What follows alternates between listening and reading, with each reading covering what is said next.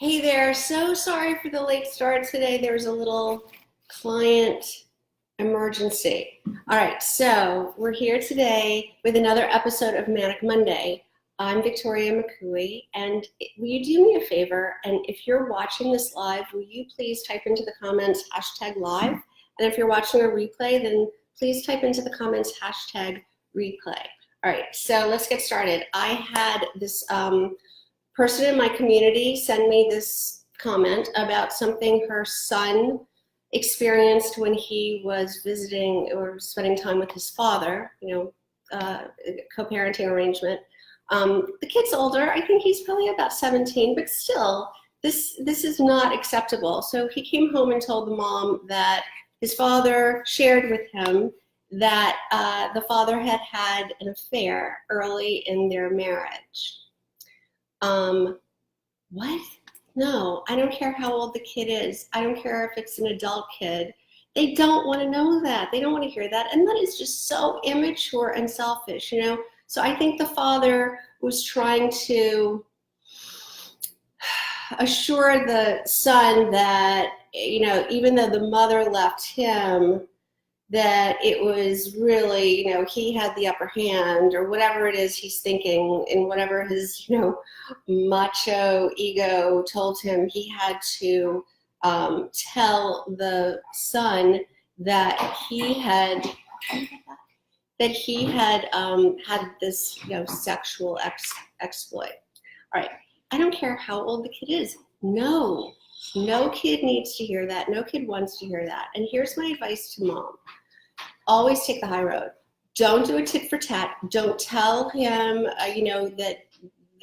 that his father's bad or wrong for doing that, for saying that to the kid. Just say, always put the kid's feelings first, right? Always put your son's feelings first in this situation, and maybe say to him, I'm so sorry that you had to hear that. I don't know if it really happened or not. It doesn't really matter. Water under the bridge. You're not hurt or affected by it, but let him know that you really care about the damage that might have done to him.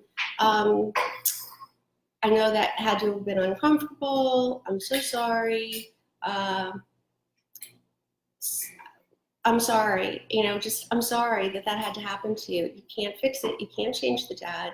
You can't undo the damage, but you can empathize and imagine what that must have been like for the kid to have to hear, and it'll just give the kid another perspective on their dad, and that'll help him carve out his own relationship, So that is my advice on that.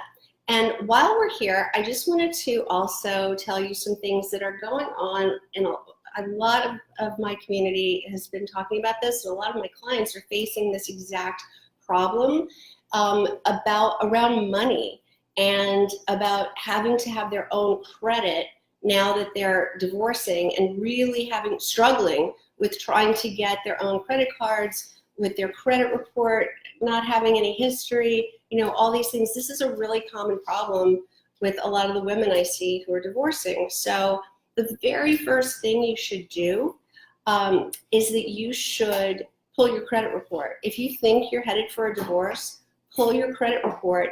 You don't want surprises later. You want to see what is going on right now so that you can address them. Don't stick your head in the sand. It's uncomfortable, but deal with it. It's part of your stepping into this power of being head of your own household. You need to face these things and address them and fix whatever you can fix. And at least knowledge is power. Know what it is you're facing.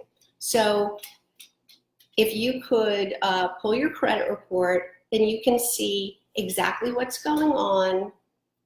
You can try to fix some of the issues ahead of time, or at least know where you stand so that you can start taking some action. All right, so that's a really important thing to know too. Well, that's it. So thank you for joining me, and I will see you next week for another live Manic Monday. All right, take care. Oh, in the post, I will put a link to my calendar. So anytime you want to sign up for a free session and talk to me about your own divorce problems or situations, you can do that there. All right, thanks for joining. Bye.